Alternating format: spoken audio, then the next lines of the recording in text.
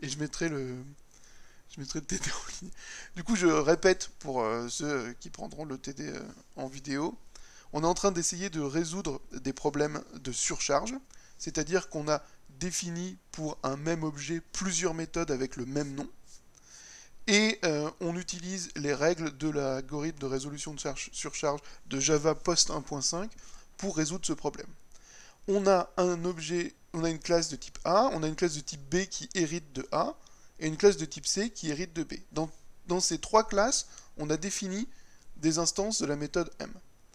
Ces instances sont soit d'arité 1, soit d'arité 2, et ces instances ont des types différents ou non. Quand on définit dans une sous-classe, et pour le son, j'espère que... J'ai vérifié mon micro et normalement ça devrait marcher. Je suis désolé pour la fois précédente. Donc, à chaque fois qu'on est dans une sous-classe, si jamais on a une méthode qui a exactement les mêmes types d'entrée et de retour qu'une méthode qui a été définie dans une surclasse, alors on est dans le cas d'une redéfinition. Hein, c'est la différence entre, comme on dit en anglais, overloading et overriding.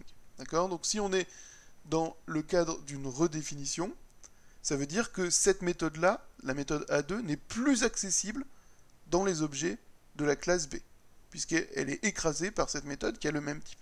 Par contre, on peut avoir des méthodes avec des types différents, et à ce moment-là, elles sont considérées comme d'autres méthodes. Et donc l'idée, c'est qu'on a un problème d'ambiguïté, qui est par exemple, quand on fait B.MC, on est dans un objet de type B, on a accès à deux méthodes d'arité 1, celle-là et celle-là, et on lui donne un objet de type C. Donc on peut utiliser cette méthode-là, puisque C est un B, et on peut utiliser cette méthode-là, puisque C est un C. Et l'idée, c'est de dire laquelle des deux on va utiliser.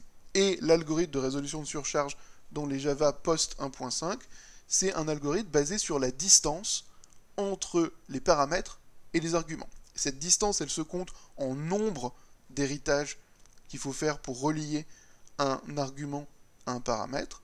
Et là, on voit que dans ce cadre-là, pour appeler la méthode A1, j'ai quelque chose de type C et je demande quelque chose de type C, donc la distance est 0. Pour appeler la méthode B1, j'ai quelque chose de type C et la méthode demande du B, donc j'ai quelque chose qui est à distance 1. Donc entre une méthode à distance 0 et une méthode à distance 1, je choisis la méthode à distance 0, c'est pour ça qu'ici on choisit A1 et on ne choisit pas B1. Alors je continue, j'en étais à A.mcc et maintenant je suis dans l'objet A et je veux appeler la méthode M sur C et B.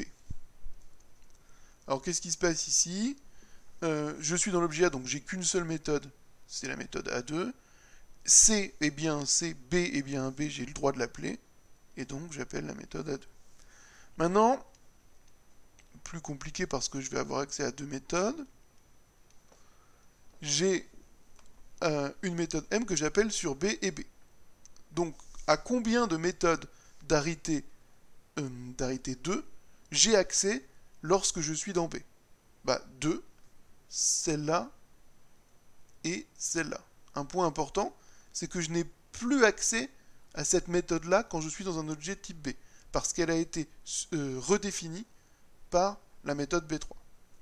Et l'idée, c'est, si j'ai un B et un B, laquelle des deux je peux utiliser? Bah, pour utiliser celle-là, il faut que le premier argument soit un B, c'est bon. Et il faut que le deuxième soit un C, bah, c'est pas bon, parce qu'un B n'est pas un C. Un C est un B, mais pas l'inverse. Et inversement, celle-là, je ne vais pas pouvoir l'utiliser parce que le premier argument est un B, et j'ai besoin qu'il soit un C. Donc, il se passe rien du tout ici. Maintenant, B.M de C, C. Alors ici, c'est rigolo, parce que je peux utiliser la méthode B2, puisqu'un C est un B, un C est un C, et je peux utiliser la méthode B3, puisqu'un C est un C, et un C est un B. Donc je regarde les distances entre les arguments et les paramètres. Ici, le premier argument est à distance 1, le deuxième à distance 0. Ici, le premier à distance 0, le deuxième à distance 1. Dans les deux cas, on a un argument qui est à distance 1, et on n'a pas de solution. Hein. C'est une vraie ambiguïté. puisque dans les deux cas, les arguments sont à même distance des paramètres. Ici, on va avoir un échec de l'algorithme de résolution de surcharge. Bon, ça arrive.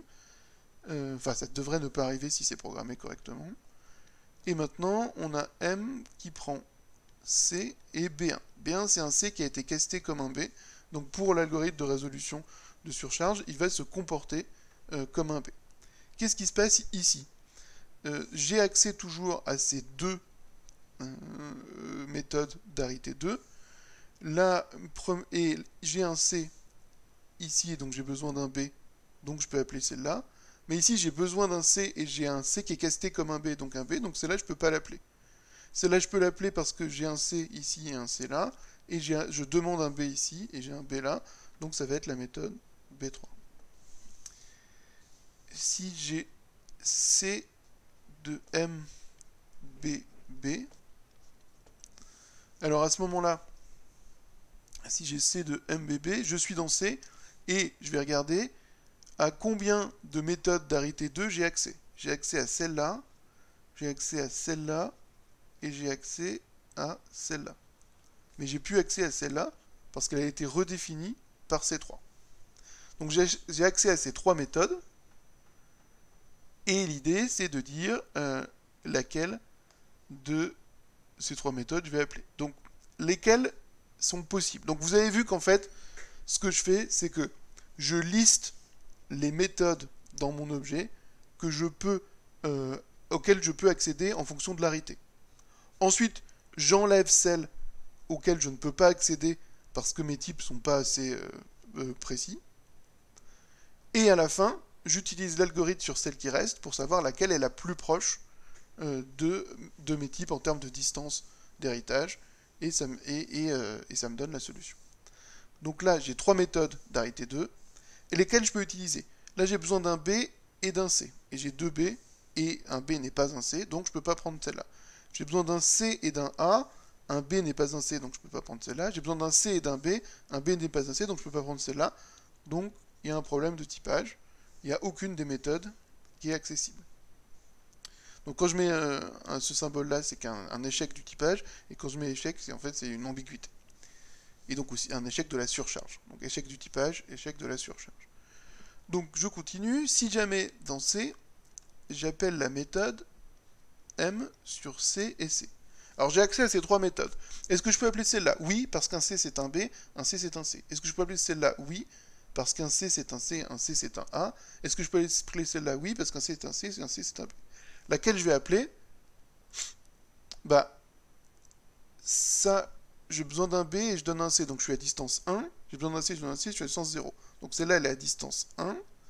Ici, j'ai besoin d'un C, je donne un C, 0. J'ai besoin d'un C, je donne un A, je suis à distance 2. Ici, j'ai besoin d'un C, je donne un C, 0. J'ai besoin d'un C, je donne un B, 1. Alors vous dites C3, et moi, je pense que non. Je pense qu'il y a une ambiguïté, parce que ces deux méthodes, C3 et B2, sont à la même distance entre les arguments et les paramètres. À chaque fois, il y en a un qui est exactement ce que je veux, et l'autre qui est à distance 1. Donc il va y avoir une ambiguïté, et il va y avoir échec de l'algorithme de résolution de surcharge. Alors on verra tout à l'heure, si on se place en Java près 1.5, en Java 1.2 par exemple, ici ce qui va se passer, c'est que il va voir deux méthodes, c'est qu'en plus il va compter la distance de l'appelant. Donc comme ici on est à distance 1 pour les arguments et les paramètres, mais qu'en plus on est dans une classe une fois plus haute que celle dans laquelle on appelle, il va considérer que lui est à distance 2. Du coup il aura deux méthodes à distance 2 et une à distance 1, et en Java 1.2 il va choisir la méthode C3. D'accord? Donc en Java 1.2 il compte aussi la distance entre l'objet appelant et la classe de la méthode. Donc ces classes-là, elles sont dans l'objet, exactement dans la classe de l'objet appelant. Ces classes-là, elles sont à distance 1. Ces méthodes-là, elles sont à distance 1 dans cette classe de l'objet appelant. Donc en plus, donc ça donne que cette chose-là est plus loin de ce que cette méthode-là en Java 1.2, alors qu'elle est considérée au même niveau en Java 1.5 et supérieur. Voilà. Et le dernier, c'est C de M, C, B1. B1, c'est un C, mais il est casté comme un B, donc il va se comporter comme un B pour l'algorithme de typage. J'ai trois méthodes d'arité 2. J'ai accès à la première, non, parce qu'il faut un C. J'ai accès à la deuxième, oui, parce que j'ai un C et un A, et que B est un A. J'ai accès à la deuxième, oui, parce que j'ai un C et que j'ai un B. Donc je choisis entre les deux là, et je vois que ici, C est à distance 0 dans les deux cas, et sauf qu'ici, le B est à distance 0 dans ces trois, et à distance 1 dans ces deux. Attendez, Hakim, il vous l'a pas dit, Emmanuel? En fait, je sais pas répondre à cette question. Pourquoi ils auraient fait le choix? Qu'est-ce qu'il a dit, Emmanuel? Le produit cartésien de la classe définie permet les méthodes plus précises possèdent des valeurs plus grandes que les autres, ce qui permet de les sectionner. Notez que plusieurs méthodes peuvent avoir la même valeur. Ah, merci, merci, merci, Emmanuel. Pourquoi alors?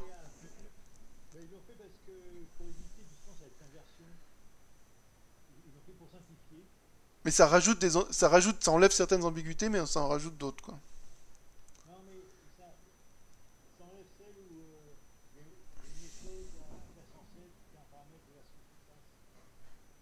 Oui, ok.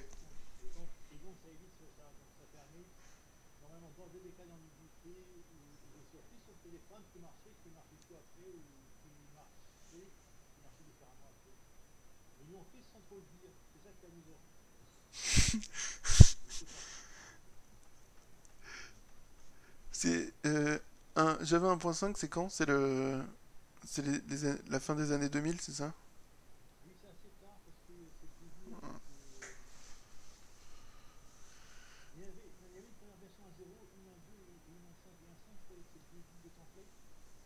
Ah, oui, d'accord, ok.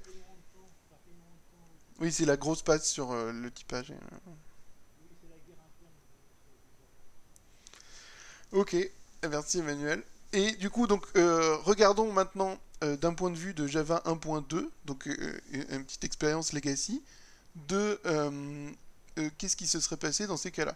Bon, ici, ça aurait rien changé. Là, il n'y a pas de méthode qui convient. Ici, toujours A1. Ici, dans B, j'avais accès à deux méthodes, celle-là et celle-là. Et alors, cette méthode A1, elle était exactement au niveau des paramètres et des arguments, mais j'étais à distance 1 en termes de l'appelant. Alors qu'ici, j'étais à distance 0 en termes de l'appelant, mais j'étais à distance 1 en termes de mes arguments. Du coup, il y avait échec de l'algorithme de surcharge. Ensuite, ici, B1 en B1, bon là, on voit qu'il n'y a pas de secret, c'est forcément B1. C'est un C à qui on donne un B, il a accès à ces trois méthodes-là. Il y en a une ici où il est à distance 0 pour l'appelant et à distance 1 pour l'appelé, enfin l'argument. Ici, il est à distance 1 pour l'appelant et à distance 0 pour l'argument. Donc là, du coup, on crée une ambiguïté. On a un échec de l'algorithme de typage. Et puis, c'est là où on s'en moque de toute façon, parce qu'on ne peut pas l'appeler. Et si je prends un A2, ici, il a une distance 0 pour l'appelant et 0 pour les arguments. Ici, il a une distance 1 pour l'appelant et 1 pour les arguments, donc ça va être aussi C1. Là, on continue. Est-ce qu'il y a toujours une ambiguïté? Non, alors lui, quand c'est pas possible avant, j'espère que c'est pas possible après. Ce qui compte ici, c'est quand il y avait un échec de typage. Donc ici, j'ai accès à trois méthodes. Un C, un C. Ici, je suis à distance 1. Ici, je suis à distance 1. Donc, il y a toujours un échec ici. Alors, ici, j'ai résolu en A2 parce que je donnais un C et un C. Et c'était... Ah oui, bon là, ça change pas parce que c'est toujours le même. Et alors, B de C, B1. J'avais accès à lui comme méthode et lui. Et ça va toujours être B3. Et enfin, le dernier, c'était M de CB1. Il a accès à L et à L, et ça va toujours être C3. Donc ça change ici, ça change là, et ça change là. Voilà, et est-ce que ça clôt l'exercice?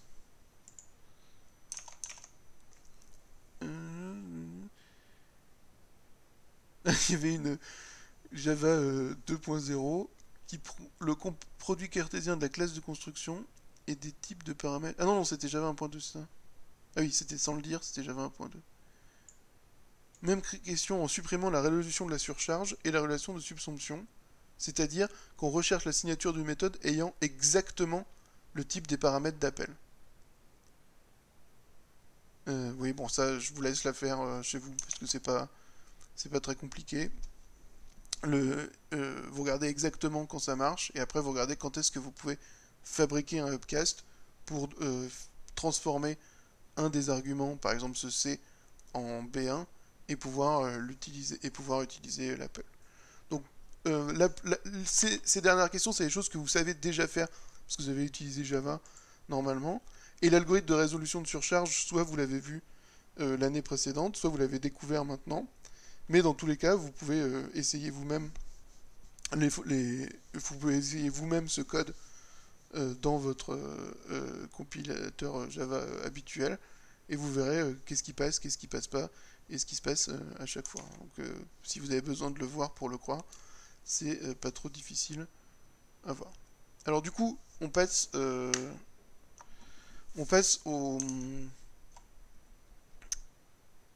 aux articles.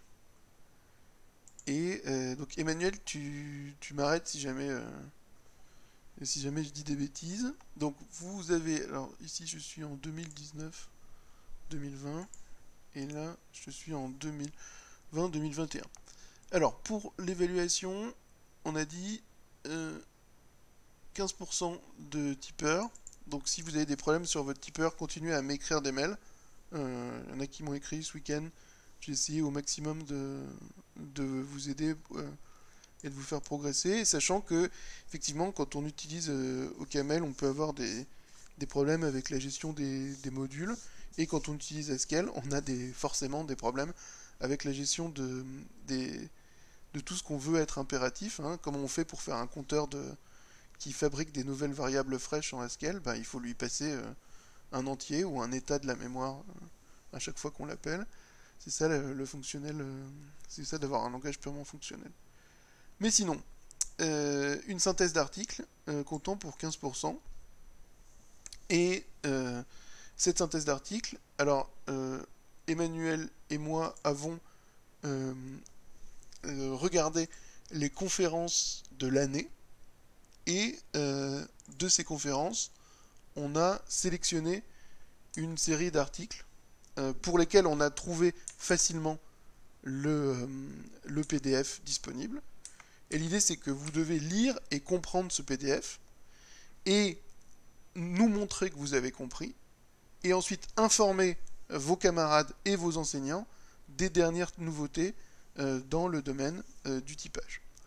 Alors, qu'est-ce que ça veut dire de lire un article de science? Alors, si vous voulez, un schéma très rapide de la recherche académique, c'est vrai qu'on a des chercheurs qui travaillent dans des entités, et ces entités généralement c'est des universités, mais pas seulement, ça peut être autre chose aussi. Vous avez peut-être entendu parler de choses comme INRIA ou le CNRS, et ces chercheurs, ils sont payés par l'université, l'INRIA, le CNRS, et en plus, à côté de ça, une partie de leur métier, c'est devenu de récupérer des financements, qui sont sous forme de projets, donnés par soit le public, donc ça va de la région, peut-être de la ville, je sais pas, de la région jusqu'à l'Europe, et ou de privé, sur des fonds privés. Donc pour rédiger une demande de financement, ils disent on va chercher blablabla, et ensuite, une fois qu'ils ont l'argent, ils s'en servent pour faire de la recherche et chercher des nouvelles choses dans un domaine particulier. Quand ils ont réussi à trouver quelque chose, c'est-à-dire quand ils ont décidé que leur recherche valait le coup d'être publiée et que ça valait le coup d'informer les autres gens, ils fonctionnent par un système de publication qui est différent entre les domaines. C'est pas exactement la même chose en médecine ou en biologie que la manière dont ça marche en informatique. Et d'ailleurs, c'est différent un petit peu entre l'informatique et les maths. Dans les maths, on a un système beaucoup plus basé sur la publication de très longs articles dans des journaux, alors qu'en informatique, on a un système basé sur la double publication conférence-journaux. Donc, une fois que ces chercheurs ont réussi à trouver quelque chose d'intéressant, ils produisent ce qu'on appelle un article de conférence. Et généralement, c'est quelque chose d'une quinzaine de pages qui décrit leur recherche. Généralement, cet article est accompagné, vous le verrez, de pointeurs, d'accord, de choses qui pointent vers des outils, des preuves ou des exemples, c'est-à-dire des compléments. Mais ils le produisent sous forme synthétique de 10-15 pages. Et ensuite, ils soumettent cet article à ce qu'on appelle des conférences.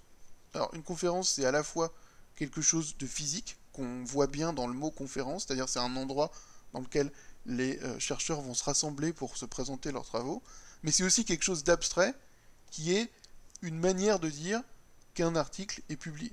Donc, donc quand vous regardez la liste des articles, vous verrez qu'il y a des noms de conférences qui sont un peu abscons, comme ICOUP, OUPSLA, ICFP, POPL.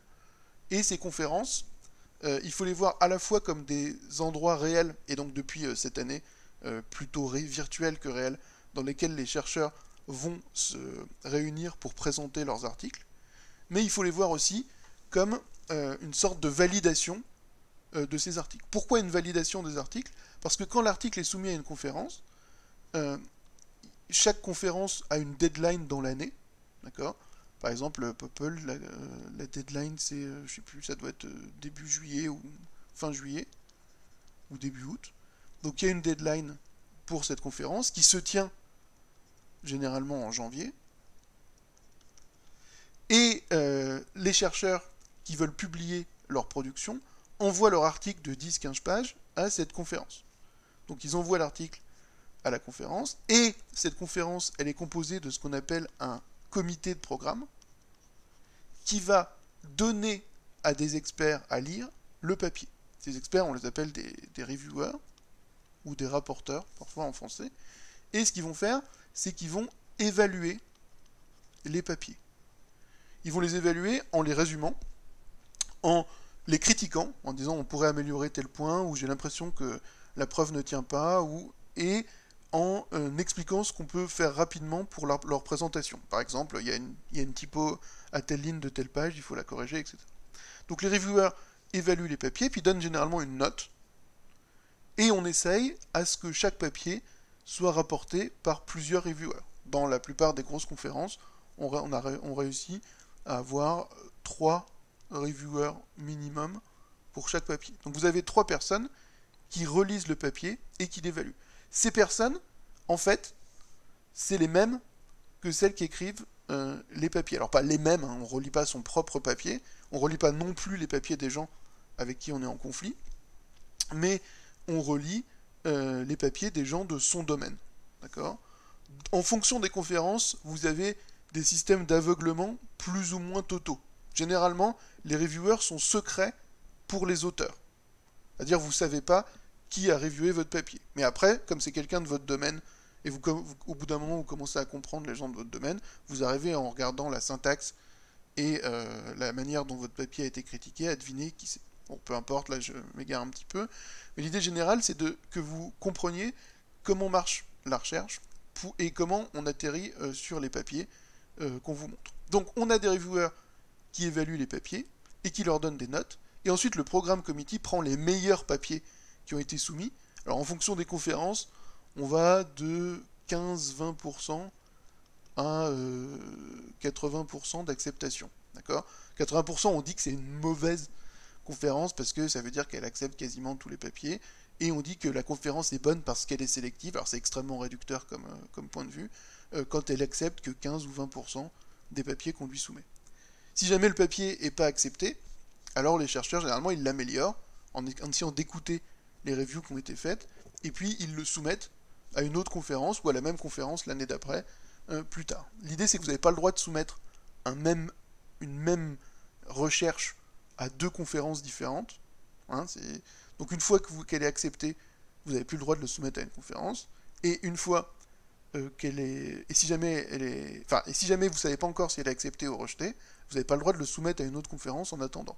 Généralement, elles sont bien étalées dans l'année pour euh, euh, euh, que vous puissiez soumettre un papier qui a été refusé à une conférence suivante en lui apportant les modifications nécessaires.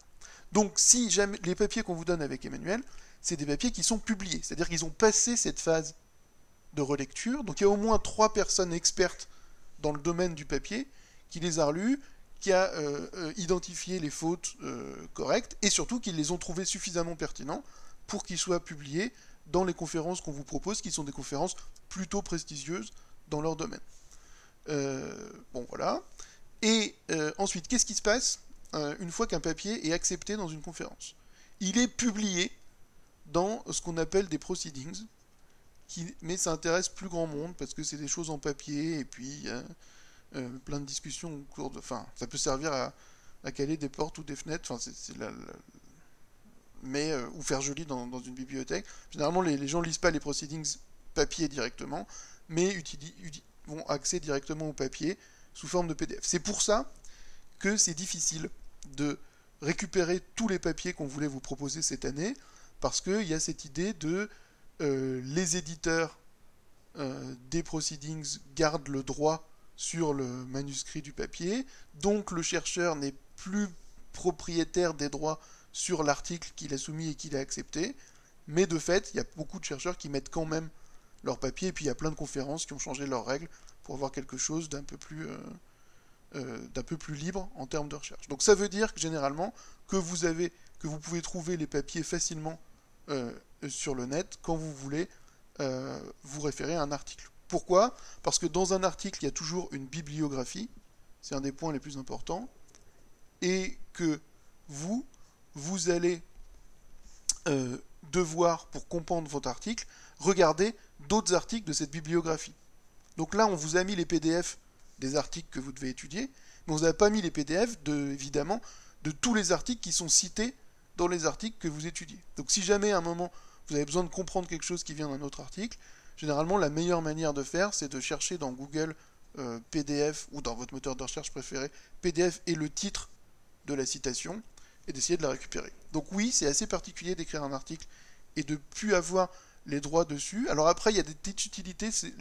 On n'a plus les droits sur la version finale de l'article, mais on a encore les droits sur la version pré-print, sur la version avant les proceedings. Donc on a le droit de publier la version des proceedings. Et puis, je ne suis pas expert là-dedans, Emmanuel pourra peut-être préciser, mais au niveau de l'Europe et de la France, il y a des avancées des gouvernements dans ces domaines pour forcer les éditeurs à relâcher les droits de publication, en tout cas de consultation des manuscrits 6 mois après le début de la conférence. Donc il va y avoir un délai minimum, un délai maximum au-delà duquel ils sont obligés de laisser les gens publier ce qui va bien. Bon, c'est un domaine polémique et... Oui, vas-y Emmanuel.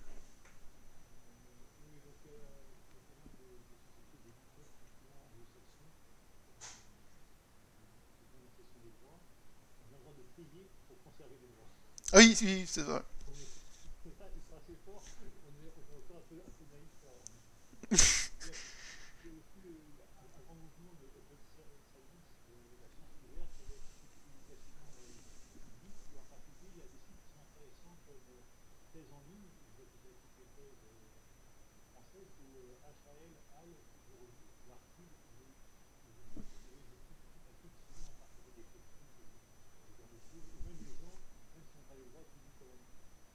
C'est ça. Et SciHub et ResearchGate, qui sont des articles où les gens posent leur PDF pour que d'autres gens puissent consulter les articles. Donc,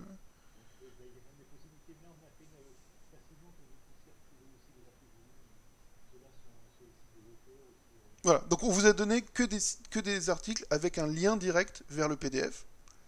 Et donc mon discours c'était plutôt pour ce qui peut se passer si vous avez besoin d'autres articles de la bibliographie. Mais à ce moment-là, demandez-nous.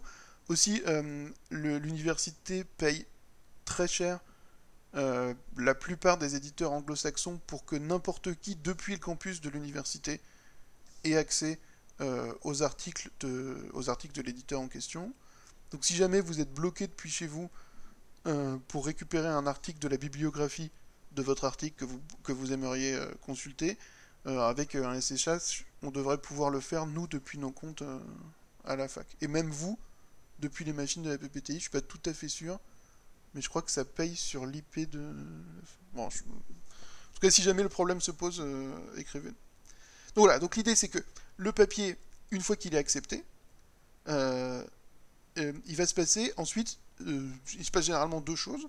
C'est que quand la conférence a lieu, au moins un des auteurs du papier va présenter l'article à la conférence. Donc ça veut dire que pour tous les articles qui sont publiés, il a existé une présentation de cet article. Donc ça peut vous aider, entre autres, à comprendre votre article ou d'autres articles, et en essayant de retrouver la présentation. C'était plus dur il y a 5 ans, parce que les gens allaient à la conférence, faisaient leur présentation, c'était rarement enregistré, etc. Maintenant, comme les conférences ont lieu en ligne à cause de la pandémie, et que même celles qui ont lieu en présentiel, elles sont souvent filmées, c'est plutôt facile maintenant de récupérer l'exposé l'exposé qui est en rapport avec un article. Alors évidemment, l'exposé il est toujours plus il est toujours moins formel que l'article, plus synthétique aussi, mais ça peut aider pour comprendre les grandes lignes d'un papier, de d'abord regarder l'exposé avant de plonger dans le papier. Et une fois, donc vous pouvez récupérer les présentations, si vous arrivez, ce sera pas toujours possible. Et une fois que l'article est passé en conférence, généralement, ce que font les chercheurs, c'est que dans l'année qui suit, alors ça dépend des chercheurs, ils écrivent une version journal de l'article. Qu'est-ce que ça veut dire? C'est une version longue, où on met toutes les preuves, tous les liens vers les outils, tous les exemples, et on a quelque chose qui va plus dans la zone des 30-70 pages que dans la zone des 10-15 pages. Là, il y a un processus très long qui est de soumettre à des journaux. Donc vous avez des noms de journaux qui existent et qui se spécialisent dans un domaine ou pas, exactement comme les conférences. Et vous avez le droit de soumettre les... Vous avez le droit de soumettre les articles qui ont été acceptés à une conférence à un journal. Ça brise la règle de on ne peut pas soumettre la même chose deux fois au même endroit, mais généralement vous pouvez soumettre. Donc qu'est-ce que ça veut dire pour vous? Ça veut dire que si vous avez des articles qui sont plutôt vieux, c'est-à-dire qui datent plutôt d'une publication en début d'année comme Popple par exemple, vous pouvez, si les auteurs sont très rapides, trouver déjà une version longue de cet article. Et donc une version de 30-70 pages dans laquelle vous auriez plus de précision sur le contenu de l'article. Voilà. Maintenant, dans la plupart des conférences, les articles qui sont acceptés, c'est plus ou moins nécessaire d'avoir ce qu'ils appellent des artefacts, c'est-à-dire des outils ou des preuves dans un theorem prover. Et évidemment, si vous choisissez un article qui a des artefacts associés, un outil ou un tipeur par exemple, ou un analyseur statique, ou une preuve sur un théorème de preuve, vous êtes censé regarder aussi les artefacts qui sont liés à l'article et qui normalement sont accessibles librement depuis les sites des auteurs de l'article. Donc voilà, ça c'est le processus général de la vie d'un article. Et maintenant, qu'est-ce qu'on attend de vous sur cet exercice? Alors, on attend que vous choisissiez un article qui est un... je vais pas mettre le subjonctif sur mon tableau. Je vais mettre... Vous devez choisir un article. C'est pas forcément évident sur le principe de... c'est pas forcément évident sur le principe de... vous êtes plusieurs groupes. C'est une tâche que vous devez faire plutôt en binôme. Et on aimerait que chaque binôme choisisse un article différent. Et il n'y en a pas sur Spip, vous êtes sûr de ça? J'ai pas mis un lien quelque part. Ça c'est 2019-2020. Ça c'est 2020. Si je vais sur Spip, et que je vais dans STL, TAS.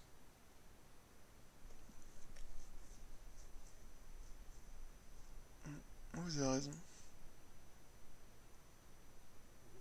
Ah non, la liste des articles. Ah oui, c'est bon. Tu l'as mis sur ton site? Non, mais j'ai pris. Attends, pardon, excuse-moi, Emmanuel. J'ai pris la tienne et j'ai rajouté. Enfin, j'ai sélectionné dans la tienne ceux qui étaient accessibles et j'ai rajouté les miens que j'avais déjà vus. Mais si tu veux, on dit que c'est pas définitif et qu'on finit la liste ce soir. Parce qu'il y a peut-être il y a deux trois trucs à vérifier.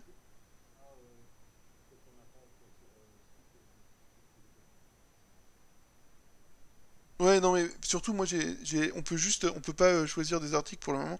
On peut juste les consulter. Et, euh, et l'idée, c'est.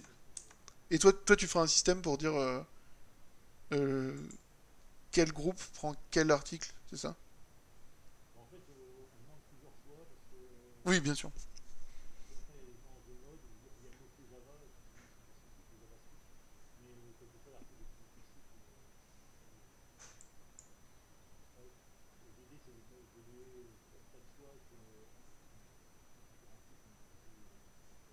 Ouais.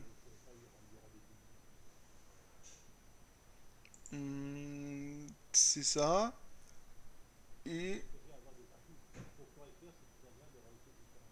Non, mais c'est pour vous surtout que c'est mieux d'avoir une plus grande vision du spectre de la recherche dans le monde du typage et de l'analyse statique de 2020.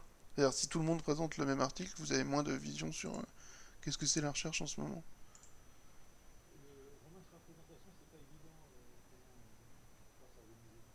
Ouais, ouais. Euh, Sur la. Tu veux dire le rendu, c'est ça?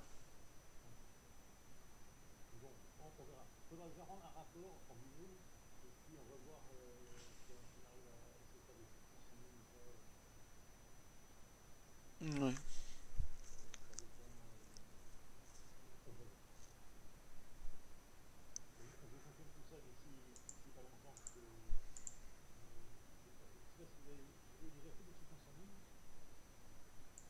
Il y en a qui en ont déjà fait volontairement en PC3R ou en, ou en PAF l'année dernière. J'ai pas beaucoup de groupes, mais il y a un certain d'entre vous, je pense, qui m'ont fait une soutenance l'année dernière en PC3R ou en PAF, je me souviens.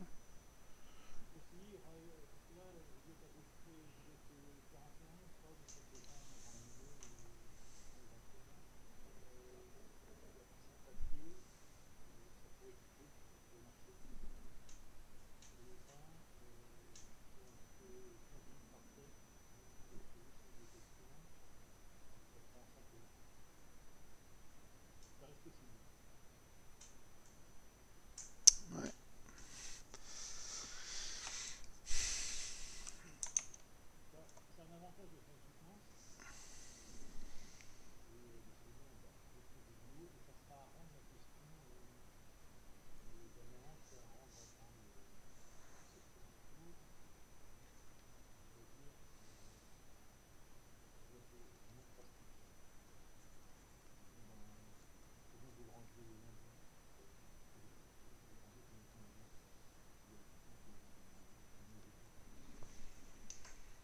Hmm.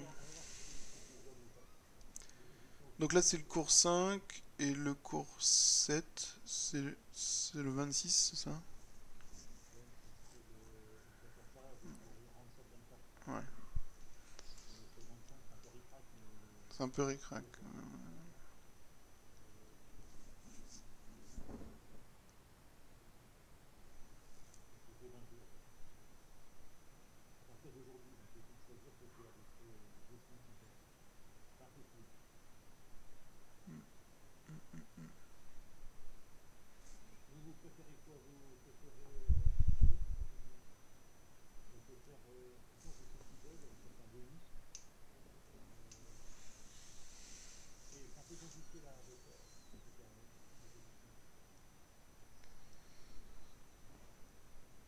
peut réfléchir aux modalités, ouais, effectivement.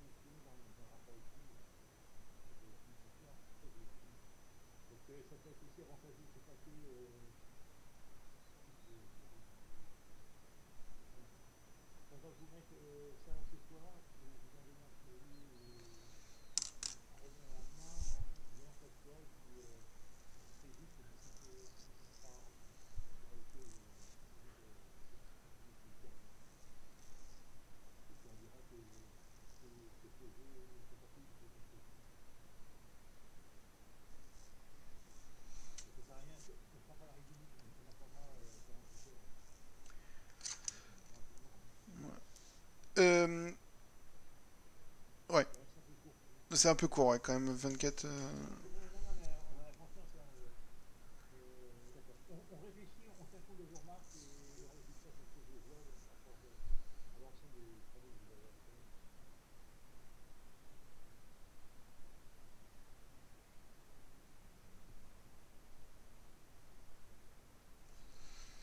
Il y a une semaine de révision ou pas avant la semaine d'examen? Ok.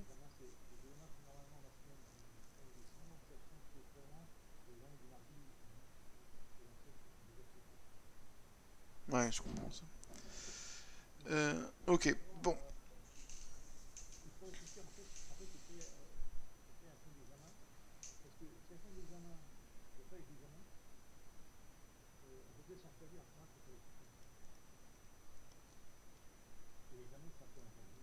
Ouais, c'était ça mon idée initiale.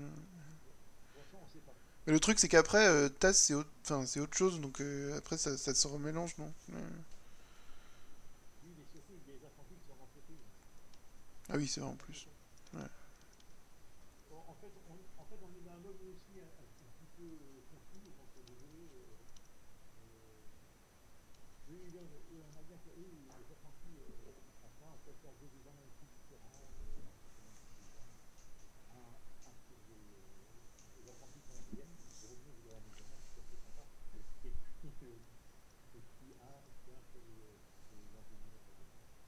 Ouais. Bah, du coup, faites bien votre tipeur.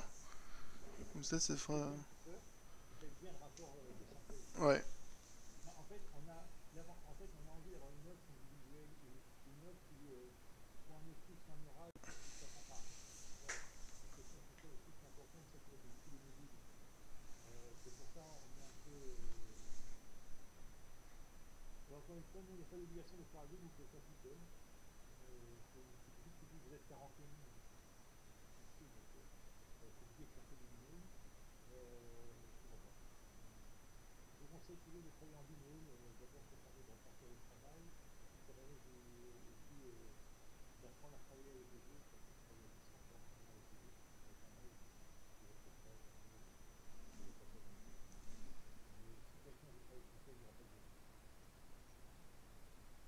Oui.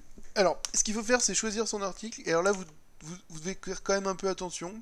Parce que on a ratissé plutôt large.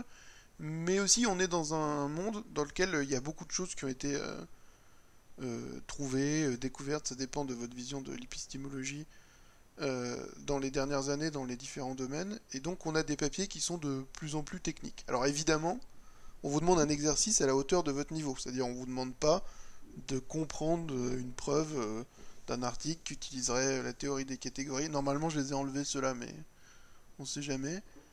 Et ce qu'on vous demande ici de faire avec les articles, c'est de comprendre de quoi ils parlent, de comprendre quel est l'état initial d'un domaine au début de l'article, quel est le problème que veulent,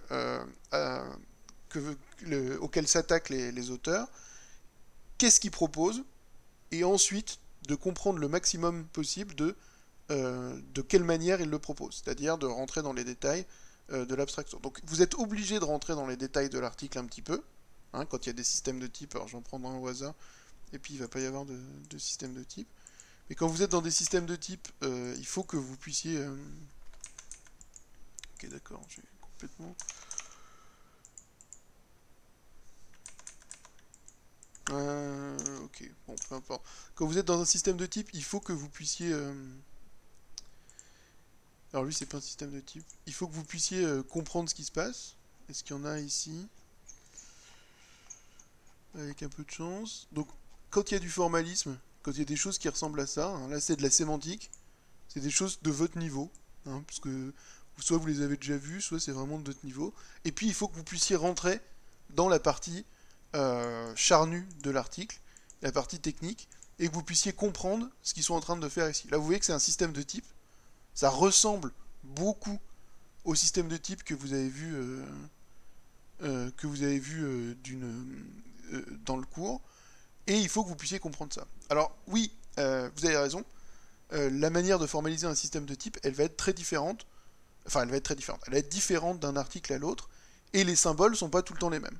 D'accord? Donc ça fait partie du travail de chercheur, et ça fera partie de votre travail sur cet exercice, de quand vous lisez l'article, vous appropriez ces notations.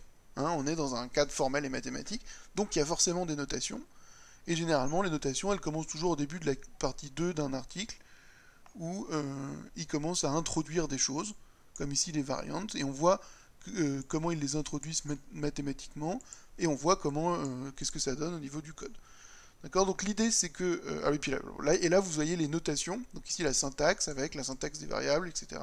qui arrive. Donc il faut s'approprier les notations de son article, et ça on a conscience que c'est du travail. Et c'est un travail qu'on vous demande, et c'est un travail qui n'est pas trivial, de passer du temps à s'approprier les notations de l'article pour ensuite comprendre ce qui est fait. Donc nous, ce qu'on veut voir dans votre rapport, c'est un travail personnel de compréhension d'un article. Hein. Donc ne vous méprenez pas. Par exemple, il y a pas mal de gens, alors il y a quelques années, puis maintenant on est plus vigilant là-dessus, donc on essaye de le prévenir avant, vous ne devez pas faire de la traduction d'articles. D'accord? De la traduction ou de la paraphrase. On voit des rapports qui sont exactement des traductions en disant comme les autres systèmes de type pour les ranger, le système de type pour FP aussi identifie machin, et du coup ça n'apporte rien. On peut pas, si vous avez traduit l'article, on n'est pas capable de savoir si vous l'avez compris ou pas, et nous ce qu'on veut noter, c'est votre capacité à comprendre des articles de recherche. Et alors vous allez dire, bah, c'est pas mon domaine, on n'est pas expert, on est juste des étudiants, sauf que c'est la vie de tous les jours des gens qui font de la recherche ou des gens qui sont dans des entreprises innovantes et qui doivent régulièrement, hein, c'est souvent une injonction de leur boss, ils doivent régulièrement lire des papiers de recherche récents pour comprendre ce qui se passe dans la recherche et savoir si ça a une implication sur ce que fait la boîte. Donc ce sera à vous plus tard de lire des articles de recherche, et on veut que vous nous montriez que vous êtes capable de le faire. Et donc pour ça, vous partez de loin par rapport à un article, mais nous aussi, hein, quand on prend n'importe quel article de cette liste, à part un ou deux, parce que c'est exactement notre domaine, eh bien on va avoir du mal, nous, à comprendre de quoi ça parle, et de qu'est-ce qu'on peut dire dans cet article. Et il va nous falloir du temps, c'est tout un travail, et on veut que ce soit ce travail-là que vous fassiez. Alors, pour choisir votre article, comment vous pouvez faire? Le titre, souvent, est pas forcément explicite, et chaque article commence par ce qu'on appelle un abstract. Donc, normalement, vous devriez pouvoir... je réponds à une question qui me fait rire juste après ça. Vous devriez pouvoir avoir une idée de quoi parle votre article dans l'abstract. Le problème, c'est que les articles sont écrits par des êtres humains, que les êtres humains, il y a une notion d'intersubjectivité dans les chercheurs qui jouent, mais quand même, il y a des gens qui sont plus ou moins forts à synthétiser et à expliquer ce qu'ils vont faire dans leur abstract que d'autres, et des fois vous avez des abstracts qui sont pas complètement clairs. Si vous avez l'impression que ça vous intéresse en lisant l'abstract, alors l'article commence toujours par une introduction. Et donc vous pouvez lire l'introduction, et l'introduction, normalement, elle contient très peu de formalisme, et elle vous expliquera à la fois l'état de l'art, où on en est dans le domaine auquel les auteurs s'attaquent, qu'est-ce qu'ils veulent faire, quel est le problème qu'ils veulent traiter, et comment ils vont le faire. Donc en lisant l'introduction, vous avez normalement une sorte de résumé du papier, qui commence par un état de l'art, un problème qu'ils veulent traiter, et comment ils le traitent. Voilà, vous voyez, la deuxième partie de l'introduction ici, c'est notre travail, et ils expliquent ce qu'ils vont faire. Et à la fin de l'introduction, vous avez toujours un résumé, enfin quasiment toujours, un résumé des contributions de l'article, qui disent ce qu'on a apporté de nouveau et ce qu'on a apporté nous dans l'article, ce sont ces choses-là. D'accord ? Donc vous pouvez choisir vos articles en lisant les abstracts et les introductions. D'accord ? Puis après, vous pouvez regarder un rapide coup d'œil pour voir s'il y a des choses qui vous plaisent, si vous adorez les règles d'inférence et les systèmes de type, par exemple, ou si c'est dans un langage que vous aimez bien. Maintenant, votre question, c'est, il y a beaucoup d'articles qui parlent de gradual typing. C'est le cas depuis quand même longtemps, non ? Depuis 7 ou 8 ans, parce que c'est une mode, et que la recherche n'échappe pas, mais alors vraiment pas du tout, au phénomène de mode. Hein. Ça vient notamment de cette partie qu'on aime tous là, de la recherche, c'est-à-dire les gens qui financent sont moins experts que les gens qui demandent un financement, donc ils ont plus tendance à se rattacher aux choses à la mode, et donc ça a tendance à faire un cercle vicieux ou vertueux en fonction de votre point de vue, qui va donner un effet boule de neige à tout ce qui est mode. D'accord ? S'il y a quelque chose qui devient à la mode d'un coup, alors vous allez avoir plus de financement si vous dites que vous voulez faire la chose à la mode, donc il va y avoir plus de choses à la mode qui vont apparaître, donc ça va être plus à la mode, donc ça s'entretient, etc. Jusqu'au moment où ça tombe un peu en désuétude, et puis il y a, une fois qu'on a tout débroussaillé sur le domaine, il ne reste plus grand chose. Donc le gradual typing, c'est à la mode. C'est encore à la mode, Emmanuel?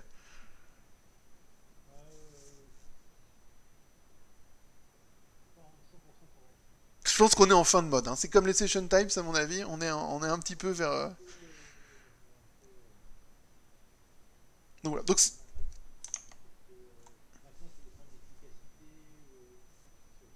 ouais, c'est des algos de gradual. Ouais, j'avais vu ça. Ouais. Donc,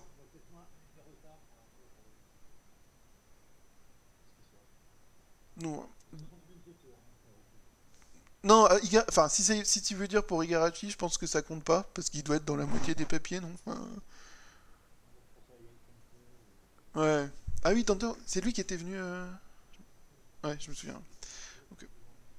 Ok, donc gradual typing, euh, c'est une mode sur le fait d'avoir des systèmes qui sont typés à la fois dynamiquement et statiquement en même temps, de faire coexister un typage fort statique avec un typage dynamique. C'est-à-dire, en gros, c'est-à-dire vous faites un typage statique et certaines choses, vous leur donnez le type any pour dire je sais pas, et ce sera décidé à runtime.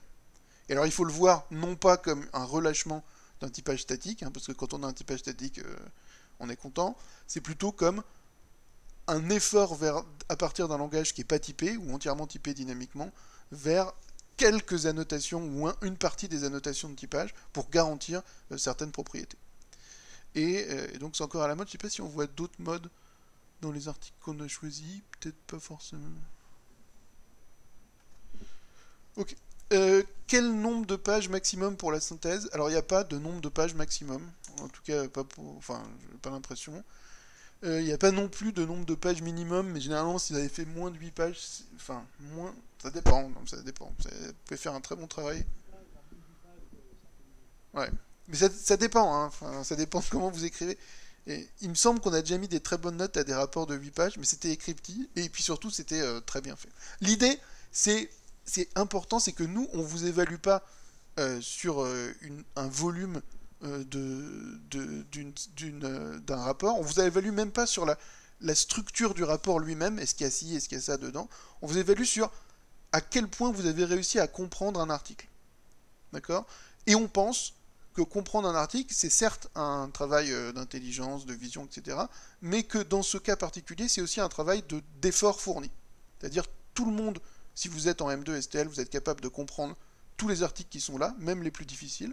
Par contre, ça va demander du temps pour se mettre dans le formalisme et puis pour essayer d'imbriquer les différents morceaux du puzzle et d'arriver à comprendre. Alors, comprendre et puis rédiger aussi.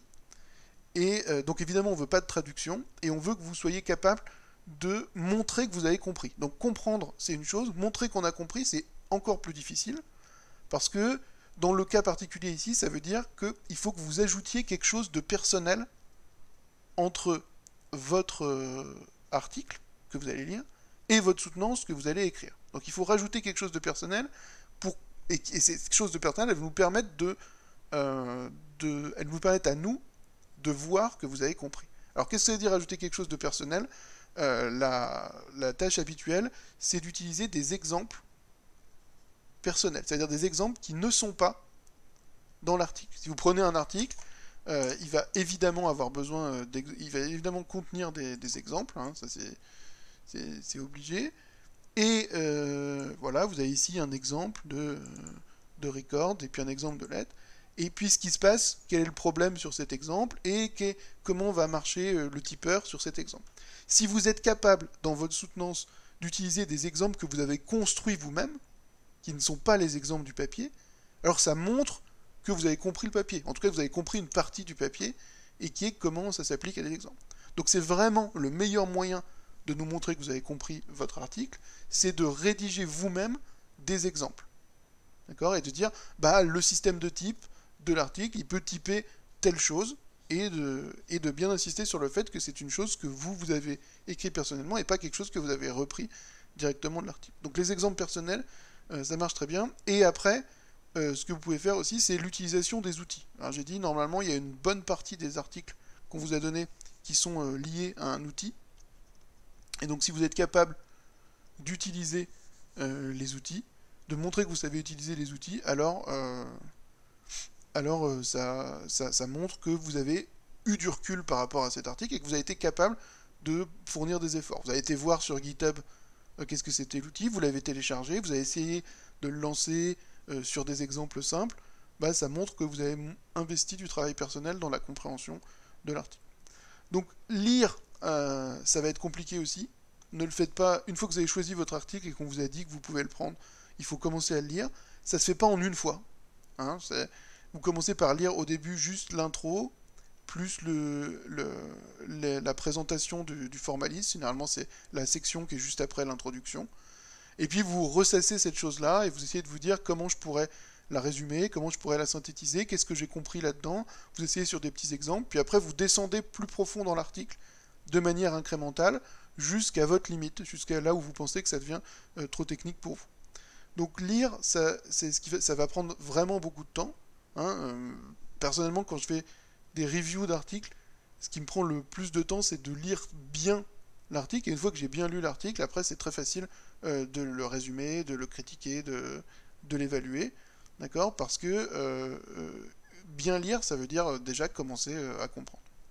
Donc vous essayez de montrer au maximum que vous avez compris l'article, vous le synthétisez. Donc synthétiser, ça ne veut pas dire traduire, et ça ne veut pas dire non plus prendre une sous-séquence de l'article, hein, de prendre une phrase sur deux ou des choses comme ça. Synthétiser, ça montre que vous avez réussi à identifier les points importants de l'article, quel était le problème, comment il a été résolu, quelles sont les difficultés et les challenges de la méthode de résolution, et que vous êtes capable de les lister et de parler de ce qui s'est passé. Et après, il faut rédiger un rapport qui présente l'article. Alors, donner au début, par exemple, un peu de contexte qu'il a écrit, quels sont les gens qui l'ont écrit, qu'est-ce qu'ils ont écrit d'autre récemment dans le même domaine. Et ensuite, introduire l'article, de quoi il parle, qu'est-ce qu'on va faire, et comment il le fait. Et ensuite, de passer à des sections plus techniques de votre rapport, qui peuvent reprendre ou non les sections de l'article. Est-ce qu'il faut une conclusion à la fin d'un rapport? Je pense que dans ce cas précis, oui. Vous pouvez conclure en disant exactement ce que vous avez compris de l'article et ce que vous en pensez vous. Et ce que vous en pensez vous, généralement, c'est le lien avec TAS et le lien avec les autres choses que vous connaissez du monde de la programmation et du typage. Est-ce que ça vous serait utile plus tard dans votre métier une application de l'article que vous avez vu? Est-ce que vous pensez qu'un jour on pourrait utiliser ça dans une entreprise?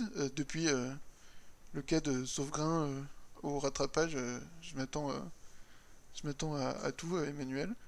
Et donc, et donc voilà. Est-ce que vous avez des questions sur cet exercice?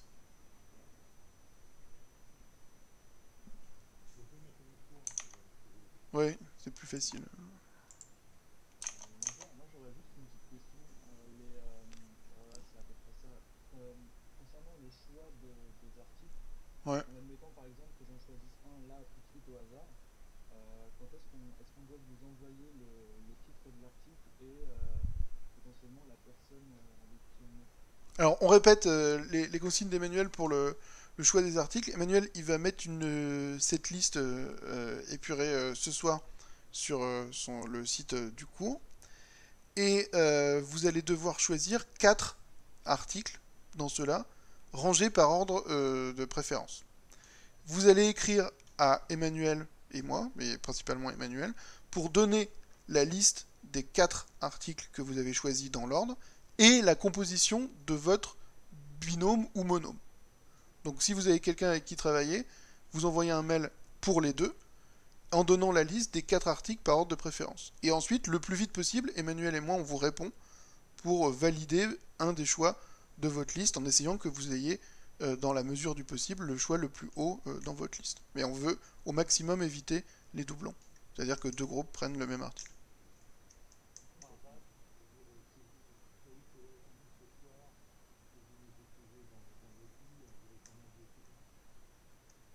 Ok, ça marche.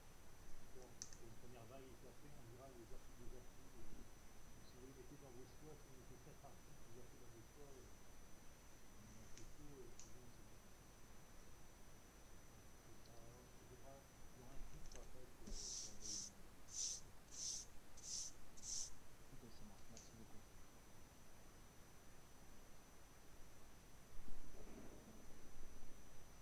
Par mail, que vous avez choisi vos 4 articles, vous transmettez par mail. Voilà, donc qu'est-ce qu'on a comme article? Euh, On a des conférences orientées programmation. Popple, c'est la grosse conférence de programmation théorique euh, qui a lieu chaque année. iCalp, c'est une plus petite conférence de programmation, de conférence de théorie qui fait aussi de la programmation. ICFP, c'est la conférence de référence pour la programmation fonctionnelle. Fossax et ESOP, c'est deux autres petites conférences. Enfin, quand je dis petites, c'est pas une toute petite, c'est des conférences internationales, hein, on est d'accord. C'est des conférences moyennes de théorie, et donc qui ont parfois aussi de la programmation. Oupsla, c'est une grosse conférence. Enfin, Oupsla et Coupe, c'est deux grosses conférences de programmation moderne, et elles ont des OO dans leur nom qui veut dire Object Oriented, duquel elles se sont quand même assez séparées. Hein. Maintenant, c'est des conférences de programmation qui sont plus appliquées, moins théoriques que les autres, et pas forcément orientées objet. Et vous avez des articles de recherche. Il y en a un qui est une functional perl. C'est un truc spécial de la conférence ICFP. Et c'est généralement un article sur quelque chose de joli du monde fonctionnel. Vous en avez deux qui sont des articles qui sont plutôt des présentations d'outils. Alors attention, hein, c'est peut-être le piège, parce que généralement c'est des articles moins longs. Hein, par exemple celui-là il n'est pas long du tout. Par contre, nous ce qu'on vous demande de comprendre ici c'est plus l'article mais l'outil lui-même. Et d'être capable de présenter l'outil, ce qui est pas forcément évident comme tâche. Mais si c'est votre truc, pourquoi pas. Ouais, Emmanuel.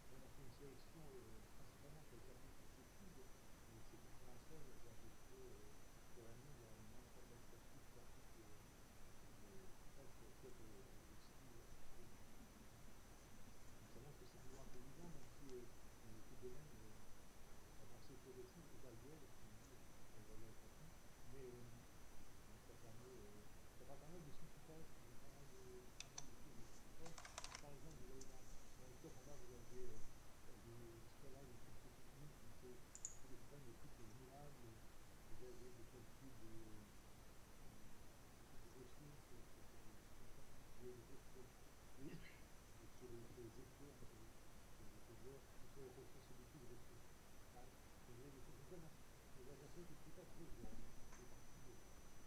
Et aussi dans les choses de concurrence aussi, des, donc, il y a pas mal de choses qui font comme ça. En fait, on refait le typage en fonction. Donc, c'est une mission qui fait comme ça. Et si on arrive à faire des placements, l'intérêt aussi, c'est de dupliquer aussi les synthèses de ces articles-là. C'est pour ça, c'est souvent des placements.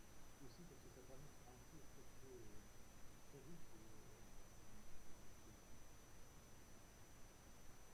Et surtout, ouais, dans la recherche aujourd'hui, donc quand ça parle de type, il y a quand même deux domaines qui sont un peu distincts.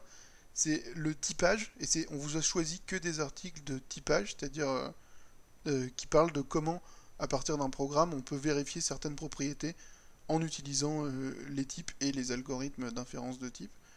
Et l'autre partie, c'est la théorie des types, qui est une manière de reconstruire les maths, non plus avec des ensembles comme Zermelo-Frankel, mais avec des types, et qui est liée à la théorie des catégories, etc., et qu'on vous a épargné, bien sûr, parce que ça reste quelque chose de vraiment plus théorique et de différent du programme de STL. Donc attention quand vous voyez des articles de typage, peut-être dans votre bibliographie ou dans les choses comme ça, c'est pas parce qu'il y a type dans le titre que c'est forcément du typage. Ça peut être de la théorie des types et c'est quelque chose d'un peu différent quand même. Mais normalement là on a fait attention à ce qu'il y ait que des trucs de typage.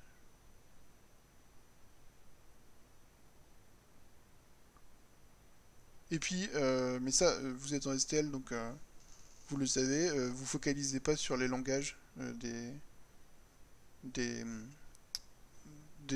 qui sont utilisés dans chacun des articles. Normalement, vous êtes suffisamment grand pour être capable de comprendre ce qui se passe dans chacun des langages. Alors, il vous manquera quelques subtilités qu'il faudra rattraper, mais vous êtes capable de lire un article d'Haskell, de Go, est-ce qu'il y a du Racket? Peut-être pas.